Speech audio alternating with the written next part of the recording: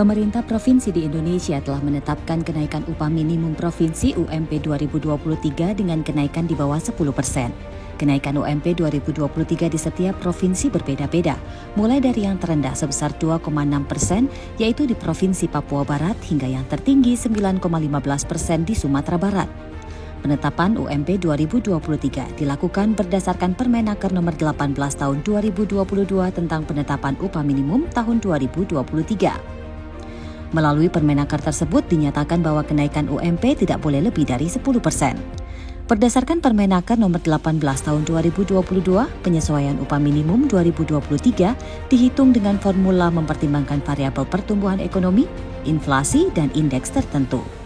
Pemerintah mengambil kebijakan penyesuaian upah minimum untuk tahun 2023. Perhitungan upah minimum tahun 2023 didasarkan pada kemampuan daya beli yang diwakili variabel tingkat inflasi dan variabel pertumbuhan ekonomi yang tercipta dari indikator produktivitas dan indikator perluasan kesempatan kerja.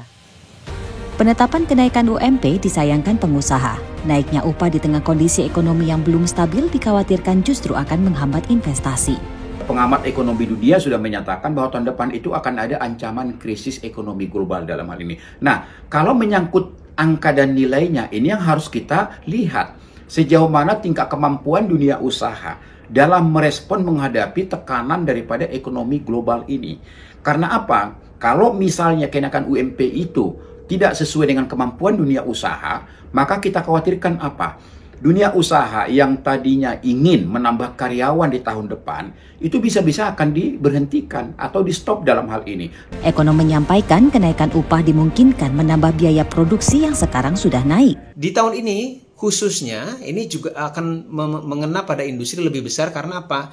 Karena inflasi ini kan terjadi bukan hanya pada tingkat konsumen tapi juga pada tingkat produsen. Kenaikan indeks harga produsen itu sebetulnya lebih tinggi daripada indeks harga konsumen. Nah, jadi artinya tanpa ada kenaikan upah pun sebetulnya industri sudah menanggung beban kenaikan biaya produksi. Nah, ditambah lagi juga dengan dorongan upah buruh, tentu saja bebannya akan jadi lebih besar. Sehingga, nah ini memang akan berpotensi untuk meningkatkan jumlah PHK. Tapi ini sebetulnya tidak sama antar industri, tergantung dari kondisinya.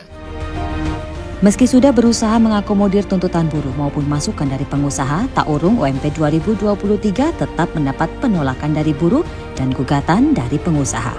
Ada apa dengan kenaikan UMP 2023? Pasca diterbitkannya Permenaker Nomor 18 Tahun 2022, akhirnya Senin kemarin ditetapkanlah upah minimum provinsi yang besaran kenaikan upahnya di 2023 ini bervariasi. Tadi Anda sudah lihat kenaikannya di masing-masing provinsi yang tentu saja naiknya ini disesuaikan dengan perhitungan berdasarkan Dewan Pengupahan Daerah. Tetapi kenaikan ini banyak yang kemudian menilai kurang tepat mengingat kondisi ekonomi global yang masih belum cukup stabil dan pemulihan ekonomi dari pengusaha belum cukup baik. Tapi apakah kenaikan ini memang tidak sesuai? Oleh karenanya pada malam hari ini Indonesia Business Forum mengangkat tema mengenai UMP naik di tengah badai PHK. Saya sudah bersama dengan 3 orang narasumber di studio dan 1 orang narasumber yang terhubung melalui video conference. Saya sapa terlebih dahulu yang ada di studio. Yang pertama ada Ketua Komite Advokasi DPN Apindo, Pak Darwoto. Pak Darwoto, selamat malam. Boleh digunakan mic-nya untuk bisa menyapa pemirsa di rumah. Selamat malam para pemirsa di seluruh tanah air. Ini sepertinya sudah berhari-hari tidak tidur untuk bisa memperjuangkan suara dari pengusaha. Begitu ya Pak? Betul, betul. Berikutnya ada Presiden KSBSI, Ibu Eli Rosita. Kak Eli, apa kabar? Ya, baik, selamat malam. Apa kabar Mbak? Sehat ya? Harus selalu sehat. Kak Eli, gimana teman-teman? Ya, kita lihat saja ada yang bahagia dan ada juga yang masih bersuara untuk katanya tidak bahagia. Jadi nanti kita akan bahas. Nanti coba kita gali lebih jauh lagi. Berikutnya ada ekonom Mas Ahmad Nur Hidayat. Mas Ahmad, apa kabar? Baik Mbak Brigita, selamat malam. Nanti kita coba tanya catatan beliau dan tentu saja sudah terhubung melalui video conference Direktur Jenderal Pembinaan Hubungan Industrial dan Jaminan Sosial Tenaga Kerja Kementerian Ketenagakerjaan, Ibu Indah Anggoro Putri. Bu Putri, selamat malam. Selamat malam Mbak Brigita, selamat malam Kak Eli, Pak Darwoto, dan Pak Ahmad. Bu Dirjen, terima kasih sudah berkenan untuk bergabung bersama kami. Semoga lekas pulih loh Bu Dirjen. Tapi sebelum kita ke Bu Dirjen, saya ke Kak Eli dulu ini yang tadi sudah sedikit membuka. Kak Eli ini akhirnya ditetapkan di tengah badai PHK yang kalau kita ikuti beritanya begitu banyak perusahaan yang mem-PHK karyawannya dengan alasan untuk efisiensi karena memang kondisi global yang masih belum cukup baik dan kondisi ekonomi pasca pandemi yang masih belum stabil. Nah, kalau Kak Eli sendiri di lingkungan KSBSI, bagaimana kemudian menyikapinya? Ya, pertama terlepas dari puas atau tidak puas, memang kami menyambut ada rasa sedikit gembira dengan keadaan yang terjadi sekarang. Intinya kami melihat kenaikan upah itu memang setidaknya tidak memakai PP 36 yang masih dipermasalahkan ya. Lalu kita juga tidak melihat bahwa itu mengikuti Permen nomor 18 yang ambang batasnya 10%. Tapi kita melihat ini adalah diskresi dari para gubernur. Karena memang kita lihat yang 2% itu hanya satu provinsi, saya lupa tapi di Papua. Dan ada yang rata-rata 5, 6, 7 sampai 8, 9 seperti itu. Kalau ditanya puas tidak puas, saya kira buruh akan tetap menuntut sesuai tuntutannya di atas 10% gitu. Tapi kembali lagi misalnya kita menuntut dengan alasan dengan penuh data karena kami juga sebenarnya tidak mau dengan alasan kenaikan upah sehingga buruh yang memang sudah menjadi anggota kita menjadi kehilangan pekerjaan. Bukan itu yang kita inginkan. Kami juga memahami bahwa ada kesulitan di beberapa perusahaan yang memang perusahaan ini memang tidak bisa dipukul rata. Apakah mereka bisa menaikkan semua? Untuk itu sebenarnya upah minimum itu hanya diperlukan kan hanya ditetapkan untuk buruh 12 bulan ke bawah dan idealnya sebenarnya itu diperuntukkan untuk perusahaan mikro, kecil dan informal ekonomi. Lalu misalnya kalau perusahaan-perusahaan besar itu sudah layaknya, ini model yang kami tawarkan, didiskusikan melalui bipartit. Karena memang kemampuan perusahaan juga kan tidak boleh dipukul rata. Jadi kita tidak mau misalnya pemerintah menentukan sepihak dengan kenaikan, tapi juga nanti membuat pihak lain misalnya jadi bermasalah. Karena kita tidak menginginkan seolah-olah ini dihadapkan antara pengusaha sekarang dengan buruh akan ribut. Ini kan biasanya pengusaha selalu bersama-sama dengan pemerintah. Tapi kali ini memang kita lihat, ya kami melihat di mana yang menguntungkan kami harus itu dong, harus menghormati itu. Dan kali ini memang kami melihat pemerintah itu sepertinya mendengar buruh walaupun dalam tanda kutip buruh tidak puas dengan itu. Seperti itu Mbak. Dengan keputusan yang kemarin sudah ditetapkan per hari Senin yang walaupun masih di bawah harapan buruh, apa kemudian yang upaya akan dilakukan oleh buruh? Ya kami masih melihat lah ya, tidak ada misalnya kami tiba-tiba belum ada apa-apa, kita kan masih menunggu upah minimum ya, kabupaten kota, masa kita langsung ngancam mau aksi segala macam, come on jangan dulu lah, kita lihat dulu, kita juga kan tidak boleh karena saya pimpinan pusat lalu menyerukan kita harus aksi tidak seperti itu, tapi kita harus mendengar dulu dari anggota kita ada 800 ribuan di 10 sektor, kami melihat dulu seperti apa mereka menyikapi upah ini. Kalau saya sih misalnya mengatakan tidak boleh karena saya presiden serikat buruh, lalu saya mengatakan Anda harus tolak ini ya, bukan ini yang kita inginkan, tidak, tapi apakah anggota itu menerima kenaikan itu atau tidak. Jadi suara itu harus dari mereka dan kita lah yang akan memobilisir misalnya kegiatan-kegiatan atau apapun yang tentang upah ini. Tapi kalau ditanya secara sekarang mau vulgar atau transparan, kami belum memikirkan melaksanakan penolakan apa segala macam. Kita masih lihat perkembangannya, Mbak. Pak Darwoto jelas menolak pengusaha dan menggugat.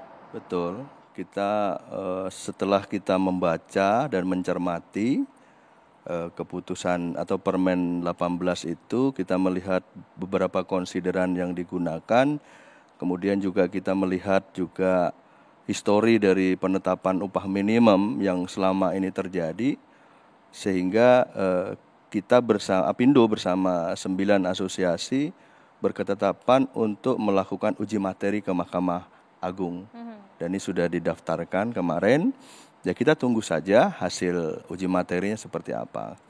Karena kita pengusaha berpandangan bahwa upah minimum itu adalah safety net. Sehingga safety net ini ya harus dilihat dari aspek bagaimana sebenarnya kebutuhan yang di level paling bawah. Sejak 2012 hingga 2021 sebelum ada PP 36, penetapan upah minimum ini diwarnai dengan ketidaktaatan pemerintah daerah terhadap regulasi yang ada. Ya, sehingga terjadi ketimpangan antar daerah satu dengan daerah lain. Artinya disparitas ini semakin tinggi. Nah, untuk mengendalikan ini semua, formula setelah dibahas bersama di PP 36 dan menggunakan formula yang ada di PP 36 itu, sehingga yang daerah yang sudah terlalu tinggi upah minimumnya kenaikannya kecil, sehingga daerah yang upah minimumnya itu dengan pertimbangan lain misalnya inflasi dan atau pertumbuhan ekonomi ini kan yang digunakan salah satu. Tetapi di Permen 18 ini menggunakan dua-duanya. Ya, inflasi ditambah dan ditambah dengan pertumbuhan ekonomi ditambah lagi dikalikan lagi dengan indeks tertentu. Nah, kita tentu berkeberatan karena apa? Recovery dari pasca pandemi yang lalu ini baru kita jalani di tahun 2022 ini. Sehingga diharapkan 2023 itu akan naik lagi pertumbuhannya. Tetapi di sisi lain resesi global ini kan juga berimbas kepada kita. Ya memang kita bisa bicara bahwa sekarang nggak ada, tetapi faktanya beberapa sektor TPT maupun sektor persepatuan itu memang ordernya sudah turun. Nah, dengan order turun ini kan pasti di akhir tahun ini kan kita mempunyai forecast untuk tahun depan. Berapa produksi yang akan diproduksi dan berapa rencana karyawan yang akan dibutuhkan.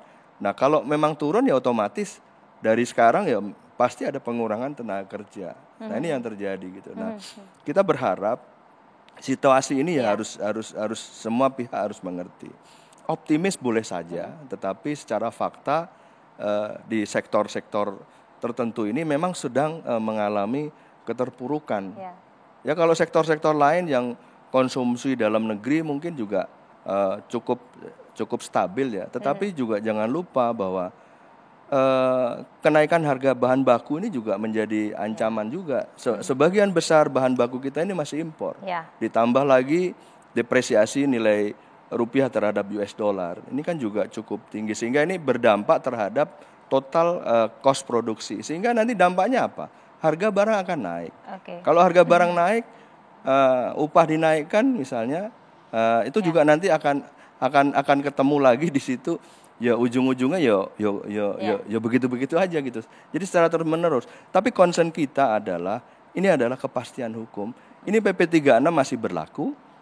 Ada Permen 18 2022 ini juga berlaku. Jadi dua-duanya karena ada dualisme aturan ini. Nah, kita bertanya kepada Mahkamah Agung, ini mana yang benar menurut hukum. Jadi itulah yang kita lakukan. Terima kasih. Baik, kita jeda dulu. Nanti kita akan coba menanyakan kepada Ibu Dirjen seperti apa kemudian keputusan atau latar belakang ketika Permenaker itu ditetapkan dan dilahirkan. Sesaat lagi tetap bersama kami.